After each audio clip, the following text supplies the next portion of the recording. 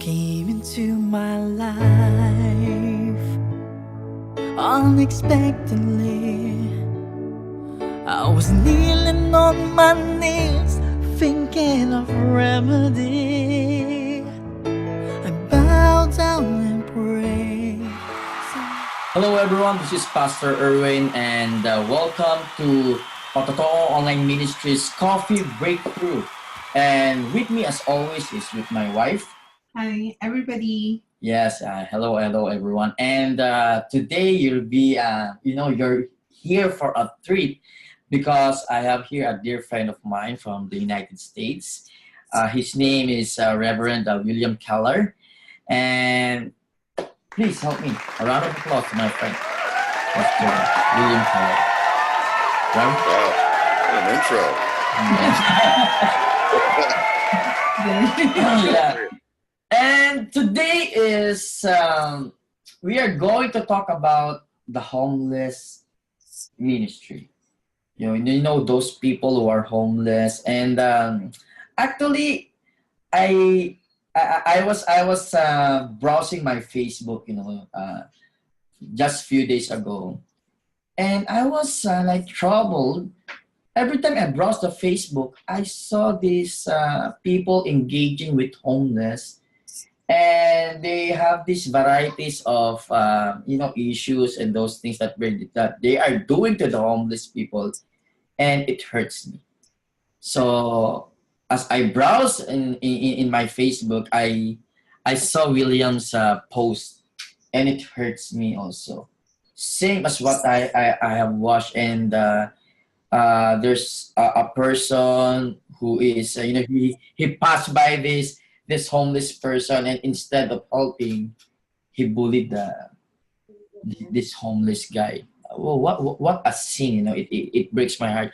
William, you're in the U.S. right now, and you and me knows when we are both in United States, we also saw a situation in some part of the United States, and it's kind of every time we see that we will pass by to them,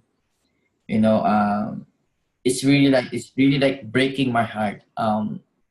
And now you're in a homeless ministry. May I ask now, my brother, why is your heart so into homeless ministry?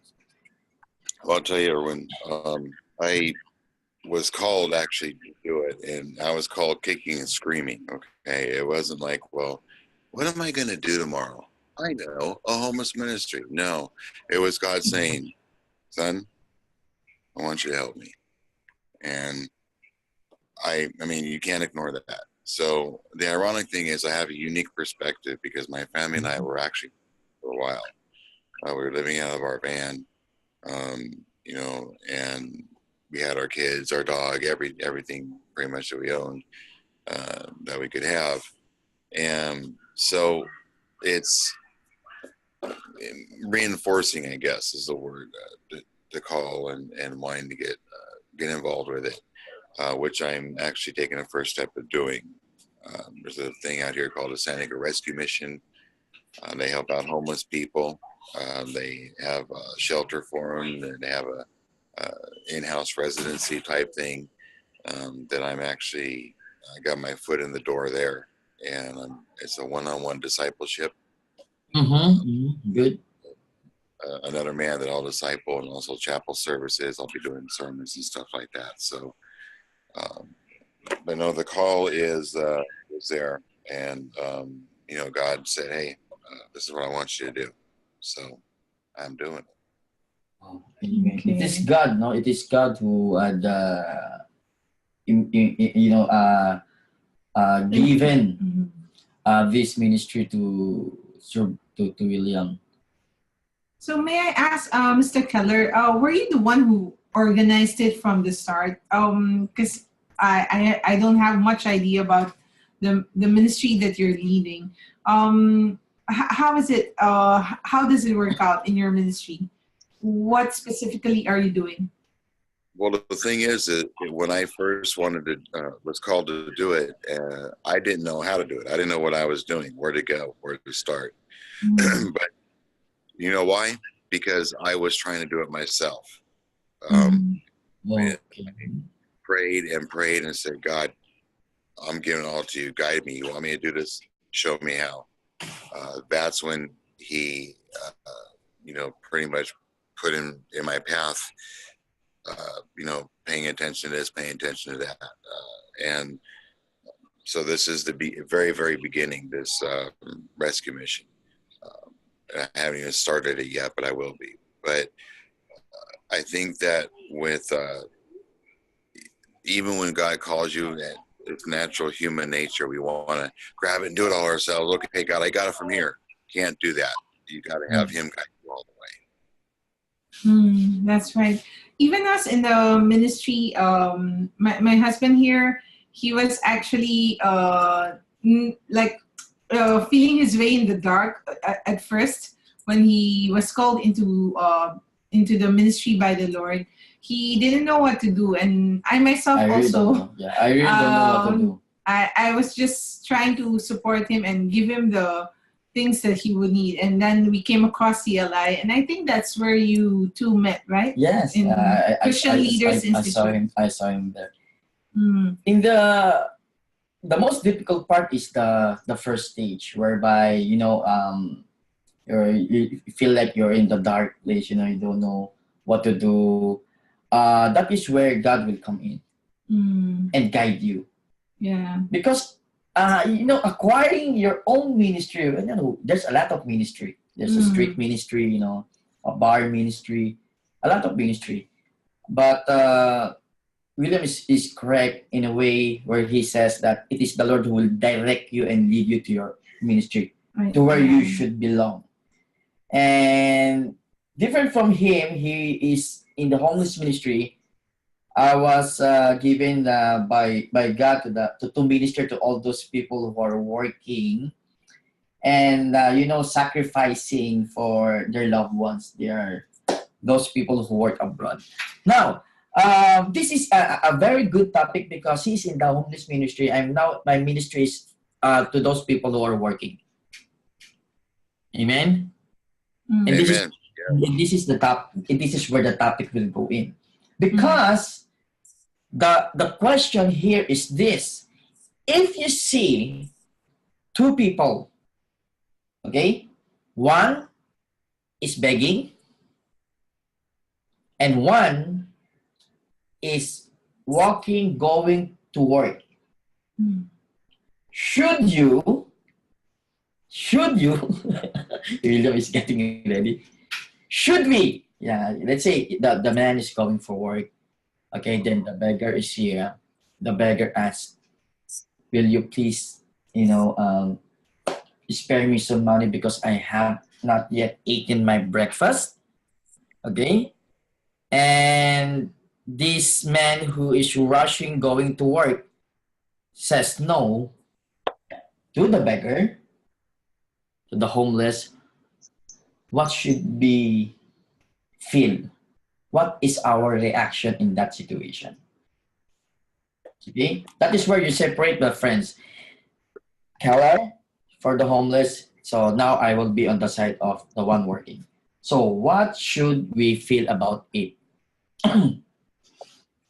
Well, I think that there's a lot of different reactions. I've been on a lot of threads on social media, basically saying there's a lot of homeless where I live, and saying, well, I empathize, I can sympathize with them, but I don't want them around, like not in my backyard type thing. I understand the problem and I want to help, but not in my backyard. And I remind them of Luke 9:58, when Jesus says that foxes have dens, birds have nests, but not even the Son of Man has a place to lay his head. So Jesus himself, and would you turn him away? Would you say to him, no, I'm not going to help you, just simply because, you want to go to work or be in such a way or something? And it's really something I think people ought to think about. So as a Christian, it's a very good analogy that we think about the Lord Jesus Christ when he was on earth, that he himself associated with the poor, with the ones who are not capable, and we saw how his heart of charity and love enveloped his ministry. Even if it's just a short one, he impacted the lives of the people he was with. And we saw how giving, how gracious the heart of our Father is through Jesus Christ. And so as Christians, I think Mm-hmm. we should try as much as we can to help with what we have. We shouldn't I'm working, have that kind of thinking. I'm working for my keep, for my to get this kind of life that I'm having. Why don't you work yourself? You are also capable. But we sometimes disregard Mm-hmm. what the other person has gone through. So sometimes we There are a lot of people that they associate homelessness, at least out here in the United States, with someone who's a drug addict, or someone who's an alcoholic, or Yes. or witch. And I'm none of the above. I've never done drugs in my life. Mm-hmm. Yeah, Mm-hmm. year every other year. So it's a bag stigma that's on it. So that's one reason. People go. But even doesn't even the drug dealer or the drug user or the alcoholic need some kind of help? I mean, they have programs for everybody else. They even have some programs in places where people who are allergic or addicted to heroin, they supply them with free needles. I mean, yeah. so okay, so what? You're homeless, you're down on your luck, you're a drug addict, you're an alcoholic. Let's get them some help. Do what we can. Don't just step over them and say, "Not my backyard." Call the cops on them all the time. I mean, um, I'm not saying it's not a problem, and the answers, friends, are not easy. But to just put your thumb your nose at it and say not in my backyard and move it from this neighborhood to that, it's not taking care of the problem. It's moving the problem to someone else's neighborhood. Yeah. That's right.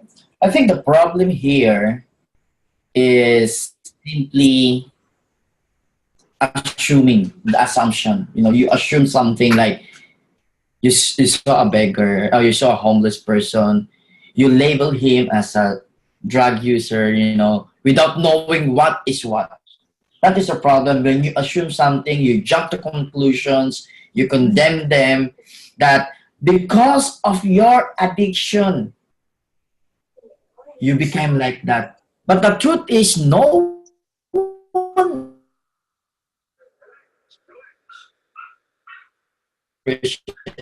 it doesn't matter whether this guy is doing something wrong, or am I tolerating him, or if I help him, I am tolerating him.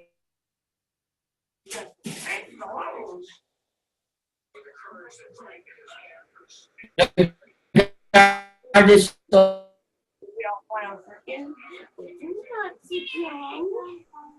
that, you will reap what you sow.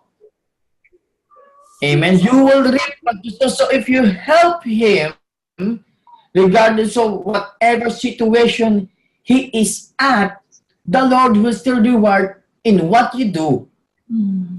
The Lord will still reward in what you do to that person. So the problem now with people is this: they work, they are now working, they just do whatever they want to do for those people who are asking help from them. Is because they just simply jump to conclusions and they condemn them, and they just label them as lazy, label them as, if I help you, I will just tolerate you, if I help you, I will just prolong your suffering. My friends, we don't know the situation. Why not, instead of condemning them, try to understand that these persons are being blinded? They need someone like you and me who can share to them, like enlighten them on what is happening. My friend, I am here for you. I know you're suffering. I know you're in a difficult situation. Let me help you a little bit in my own little way. The problem with person is they become so self-righteous that, hey, I chose to be like this. You chose to be like that. So you are reaping what you sow. No, no, no. Because even if you do good, if the problem will hit you, it will definitely hit you. Yeah, Right. and not When countless. Okay, go ahead, Mr. Keller. Sorry. Well, I was saying when you think about it, here's something that's just going to blow people's mind. Every like cuss word that comes out of your mouth, you're accountable to God for that cuss word, each and every one. So even just thinking about that, wouldn't you also be even accountable when you, like what Irwin was saying, when you turn your back on the homeless and not help them, you're going to have a judgment day, and Jesus is going to call you out on that. Why didn't you help him? Why were you like that? I don't know you. I don't remember you. It's another thing to think about. Yeah, and we should always remember that it's not always up to us. I mean, the events that happen in our lives, it's not always something that we did ourselves. Circumstances that surround us can get us to a point wherein we can be really helpless, and you don't know. You can also be in the same shoes as that homeless person. So Yeah, it's so you true. should always think that the blessings that flow into your life, you should also, if you have an encounter with a homeless person or just any person who's in need, then maybe God directed you to the life of that person to help and be a blessing to that person and be a channel of his love to that person. And Well, I have been homeless. That's the thing. I'm in a unique situation. I mean, I have been homeless. We lived out of a van, and we had to spend our nights in a place called a safe lot, where you can park there safely, and the police don't harass you. And there's a homeless there. During the day, it's like, okay, well, what are we going to do? I mean, oh, we got to go to the bathroom. Okay, well, let's hope this place will let us use their bathroom. And I mean, I've been there. So I can not only sympathize, I can empathize. Yeah. And I think that that's where, you know, before I was homeless, God directed me to do this. And I'm thinking maybe in some unique way, being homeless is like, okay, this is your training right here, right now. So, Yeah. and we're living with in-laws right now and all that stuff. But, I'll tell you, it's difficult. And what you were talking about by circumstance, exactly how it happened.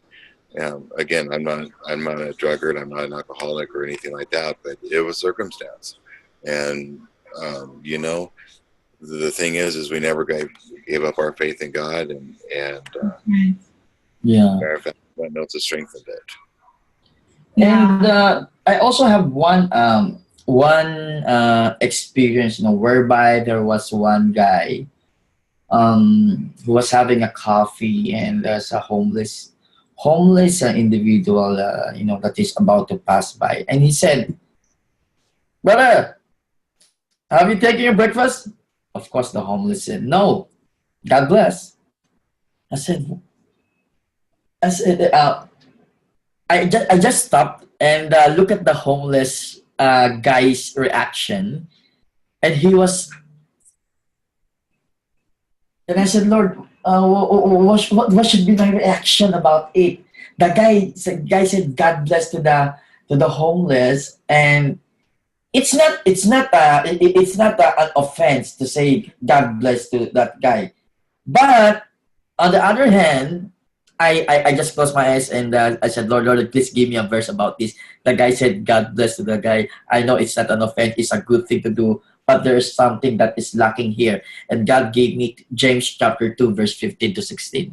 In James chapter 2, verse 15 to 16, it says, "Suppose a brother or a sister is without clothes and daily food. If one of you says to them, 'Go in peace, keep warm and well fed,' but does nothing about their physical needs, what good is it?" I said, okay. The guy said, "Blessed to him."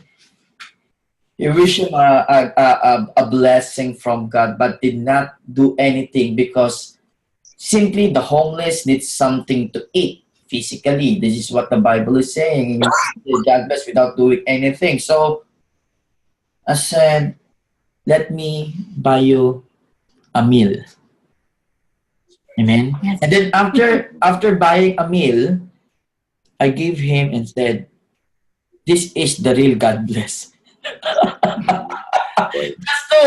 Just to make him smile and don't worry.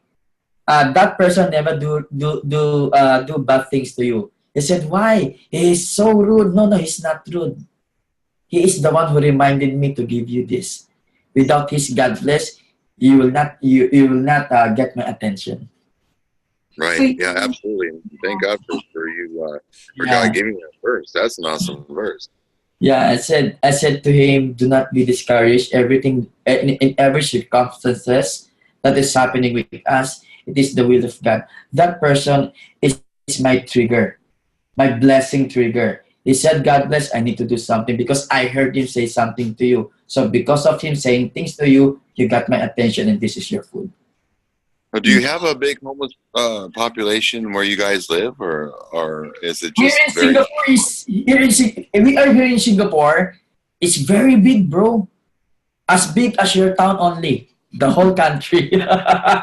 It's small. meaning it's a small city. Small city, small country. island. And I think over here, I mean, we see only a few who Very are few, bro. homeless because Very big. the police rounds them up and then gets them to Facility. a facility to house them, shelter them, and shelter then them, house gets them, them to do a something. government, a social worker. But of course, we are from the Philippines. We are just here staying because of work. And well, our entire our family, our nuclear family is here. But back home in the Philippines, homeless and beggars are all over the It's the place. same, bro. It's the same. It's the same. And in fact, when we went to the United States this past few months, we saw a number of beggars, really, and homeless people. And I was really, I mean, I was touched, and I was like, every time we try to say a prayer and then try to see how, Lord, why are these things happening, and then try to figure out what is gonna be my role in my encounters with these people. I think there's a common theme in both of you, Mr. Reverend Kellar and Irwin, Pastor Irwin here, because your past experiences have brought you to receive the calling from the Lord. In fact, over here, if he's saying he's ministering to people who are working overseas, because us ourselves, we are overseas workers, and it's sometimes hard to connect. In a way, we're homeless because we don't have our natural, our family with us, and there's not always availability of a church to get into. And Patotoo Ministry is catering to people who are overseas and are, like no connection with family, no connection with friends, and no access to church. And the online thing, the ministry that he's leading, he's preaching, doing the Bible studies. That's where the Lord led him to build the ministry. And as for you, Reverend Kellar, I saw that your past experience with being a homeless also, that situation also brought you to think that, God is calling you to help the homeless as well. So in a way, we are thankful in our past experiences that these experiences are helping us to see how God wants us to play in his in his world, in the ministry, in the charity that he wants us to do, and the help he needs to extend to the people. Yes, like my brother Kellar here, Reverend Kellar, I also experienced not having anything at all. Okay, and this experience of mine is the one who always like inspire me. This experience of mine to help others because I was once someone who is in need, and having nothing, it will definitely like teach you a lot. How to humble yourself, how to call God, because I told all those in the ministry, The reason why God is blessing you is to be a blessing to others. That is the reason why God is blessing you. And you are so blessed that you did not experience these experiences from people who are homeless. Don't go there. Don't wait till you experience this, till you experience it, just for the Lord, to tell you and to show you what you need to do. Amen. And I told them that, these these homeless people, every time you meet them, and when you give them something, people will come to you and they will tell you, how dare you do that to them? You are only prolonging their suffering. You are only tolerating them. They will never change, because when people like you help, people like them will go many. There will be a lot of them relying on you, on what you can give. And I told this person, my brother, I don't care of what you say. I care to what my God is saying. Amen. I don't care on what you say. I care about what my God is saying, because end of the day, the blessing is not coming from you. Right. My blessing is coming from Him. So why should I listen? Because in the first place, I really don't know what is the situation. So why I do that is because not by trusting what that guy is saying, but I'm trusting to what my God is saying, that if I do this, if I do this for Him, there will be a reward for you, because He will not definitely forget what you had done. Amen to that. And then what you said about people saying they're just going to keep doing it, I've heard that time and time again. And I agree with you. It doesn't matter what you say, it matters what God says. They will be. I really don't understand these individuals who are, they were just trying to avoid, trying to tell you, do not do that anymore. You're just prolonging their suffering. I'm just doing what God is saying. What is wrong with that? But I think it's a somehow a justification of that person to his not helping. It's a way to say, actually, okay, Reverend Kellar, that is what irritates me. You don't want to help, and yet you talk. Right, and it is a problem. That is what irritates me. Yeah. But I think the people say that well, they're just going to do whatever. I think that maybe in a way they could be frustrated themselves. They don't know how to get rid of it. All they see is that, and just here to stay. I'm not going to deal with it. I don't know, but you can't do anything if you don't try. So. Yeah. It must be, to some people, they can be also overwhelmed. Like, it's such a big problem to them that they don't know how to, they get paralyzed into not, into doing something about it, instead of, taking little steps to sort of alleviate the problem. They are like, oh, it's too big for me to handle. I might as well not do anything about it, because it's not up to me. But sometimes also, I think in terms of helping, we also must be, when we help, we also must think about how we are helping. Because admittedly, some of the people who are also getting into trouble, getting into financial constraints, are needing help in a different way, and not just, in terms of dole outs, in terms of handouts to them. But it's just like the saying, you don't give, just don't give fish, teach them how to fish for themselves. So some people have that kind of mentality, especially here in Singapore. A lot of Chinese people have that kind of culture that you must be industrious, you must do something about your situation. But helping out, you have to also, it's not just, okay, I'm gonna help you, I give you this $100 and off I go. But it's also, it's imperative that we also talk to the person and understand if there's a time, understand what is the situation really. Of course, there's the Have need time for to talk to money them. or food, but then Yeah. what was the reason why the person got into that mess or into that Yeah. need, right? Mhm. Because we might be able to address the root cause of the problem. We can be an instrument to help the person.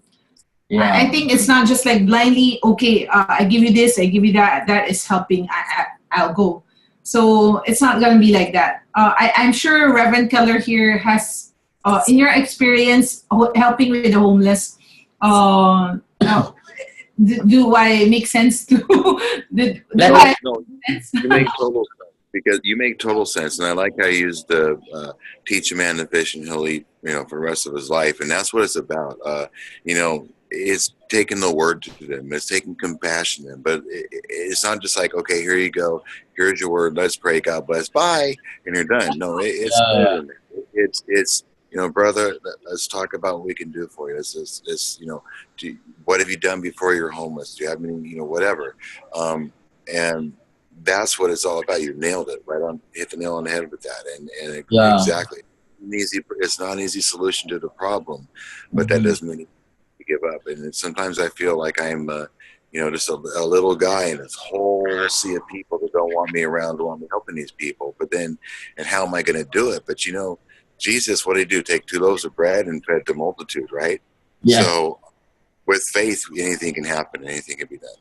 Amen. And just to give you an illustration about it, there's another guy approached me, and I was talking to one of the homeless, and he just told me, just approached me and told me, "You think you can change them? Look at them. They're falling in line. They are all here. You think you can change them?" I said, "My brother, who said I can? My God can." With me talking to this one person, telling him that it is God who asked me to give him food, this testimony of this person, the testimony of this person will spread and tell them, you know what? I met someone who told me that God asked him to give me food. This testimony will spread. Yeah. And now, if this testimony is spread, those homeless individuals will start thinking, who is that God that he is saying that had given his food? My Lord, if you are for real, do this to me as well. One by one, these homeless people will change. These homeless people will definitely experience who Jesus Christ is. That if God can take a stutterer, did you know Moses? Moses, I know a guy named Moses. He was a stutterer. He had a stutter, and he delivered people, right? If God can take somebody who's an adulterer, right, father of Judaism, adulterer, right? If God can take someone who's a murderer, Paul, Mhm. and change their hearts, he can do anything, Yes. including turning the homeless situation around. Yes, there's nothing impossible with God, and that God is, the kingdom of God is for the poor people. That's what the Bible is saying, and not only that, He came here to save sinners, not the righteous. And Amen. he came to give us an abundant life. Amen. So in your ministry, Reverend Keller, how can people be involved or support you in this kind of ministry? So our listeners here who have this impression from the Lord that they want to help the homeless people as well. If they want to get in touch with you or help out in the ministry, how can they do that? Well, I think for right now, I'm just getting started with this, but anyone can. I think they can. I'll get my email address. I don't care, but they can email me. My email is RevBrian RevBrian 619 at gmail.com. Look, but the biggest thing is it doesn't matter going through me. Go out and do it yourselves. And instead of saying, holding your nose and walking by this person and just saying, God bless and move on, offer to help them. Can I buy you a cup of coffee at the very least? Yes. Can I pray with you? Can we talk about God? Something, because I want to say this. I'm being called to say this, directly to say this. I'm going to say it. Sometimes we're the only Bible people know. Sometimes we're the only Christian that people know. So we never know who's aching for the word, who's dying for the word, who's dying for the gospel. So we need to take it out to everybody, even the homeless, especially. And you never know. Maybe we'll go and make contact with someone who's homeless and pray with them and bring the word of God to them. Maybe give them a cup of coffee and hope. And who knows? Maybe with that, they'll get out of that situation. But that's what it's all about, my brothers and sisters. What it's all about. Have compassion, pray with them. You yourself personally aren't going to solve it because God is the ultimate solver, but at least you can bring that hope to them. You can get them thinking about God. You can get them thinking about turning their lives around. And I think that's a really strong beginning. Thank you, Mr. Reverend Kellar. Reverend Kellar, we thank you very much for your time, my friend. And I heard he has a book. And before that, ladies and gentlemen, Reverend Kellar had a wonderful book that he wrote. Take your time, brother. Show it to them. It was written actually in copyright in 2011. I haven't really read it though. It's called Dictator in Chief, and pretty much it's about what would happen if the president of the United States turned our country into a dictatorship, and what happens after he does. And it's a fiction, of course, but it's gotten some people thinking, and it's available on Amazon.com. Read the reviews. The Dictator in Chief, there it is. I actually have a copy. I've given away so many of these books, I never had a copy for myself. I'm so happy. I can't wait to meet the author. I want the author to autograph it for me. I'm so honored, so proud of you. Thank you very much for your time, my brother. And there you go. The Dictator in Chief by William Kellar. It's available in Amazon.com. And my brothers and sisters, you don't need to worry about what people are going to say. If God puts something in your heart to help people, you just do it. Amen. You are so blessed that the reason why God is blessing you is for you to become a blessing to others. Don't stop helping people, because along the way, you will see and meet someone who is really in need of love. Mm-hmm. And that is why we are created. And that is why God, is blessing us to spread the love. So thank you very much. Thank you, Reverend Kellar, for your time.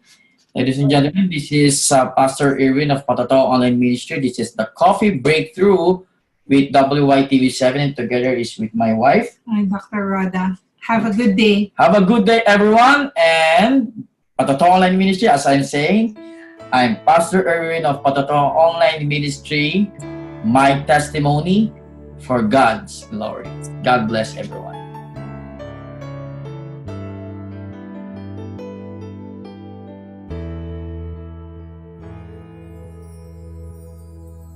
You came into my life unexpectedly. I was kneeling on my knees thinking of remedy.